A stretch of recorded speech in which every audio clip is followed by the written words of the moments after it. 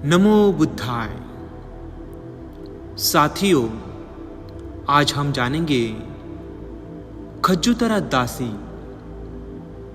अगर कोई गृहस्थ या गृहिणी किसी भिक्षु भिक्षुनी से कोई छोटे से छोटा काम भी करवाते हैं तो उस गृहस्थ या गृहिणी की क्या अवस्था हो सकती है, इस वीडियो में आज जानेंगे।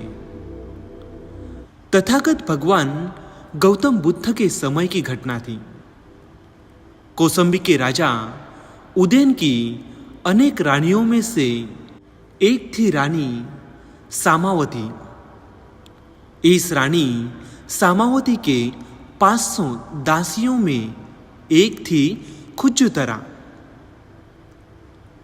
उसके बारे में तथागत भगवान गौतम सम्यक संबुद्ध ने कहा, भिक्षुओं, खज्जुतरा अपने पूर्व जन्मों में पच्चेक बुद्ध की अरहंतों की सेवा और सद्धर्म के अभ्यास के कारण श्रोतापन्न, त्रिपिटक धरा और महाप्रज्ञ हुई।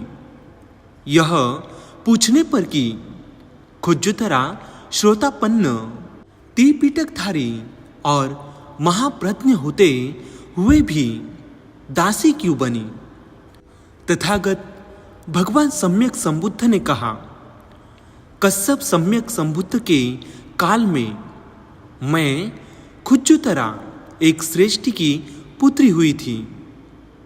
एक दिन एक क्षीणास्त्र यानी अरहंत भिक्षुनी जब श्रेष्ठी पुत्री के निवास पर पहुंची, तब अपने पास किसी परिचारिका को न देखे उस श्रेष्ठी पुत्री ने उस अरहंत भिक्षुनी से कहा, आर्या, जरा मुझे वह गहनों की पेटी लाकर दो। उस समय उस अरहंत भिक्षुओं ने सोचा, यदि मैं इसे पेटी ले जाकर नहीं दूंगी तो यह श्रेष्ठी पुत्री मुझसे क्रोध करेगी और द्वेष करेगी, जिससे नरक में पैदा होगी। और यदि मैं इसे पेटी ले जाकर दूंगी तो यह श्रेष्ठी पुत्री मनुष्य लोक में दासी होकर जन्म लेगी। नरक में जलने से तो अच्छा है मनुष्य लोक में दासी होकर जन्म ले। इस मनोभाव से उस अरहंत भिक्षुनी ने वह गहनों की पेटी उठाकर श्रेष्ठी पुत्री को दे दी। उसी कर्म फल के कारण वह श्रेष्ठी पुत्री यानी खज्जुतरा 500 जन्मों तक दास कर्म करती रही, यानी दासी बनकर जन्मती रही। सभी गृहस्थ गृहिणियों से नम्र निवेदन है कि कभी भी भिक्षु भिक्षुनियों को कोई भी काम न बताए। छोटे से छोटा काम भी करने के लिए भी न कहे।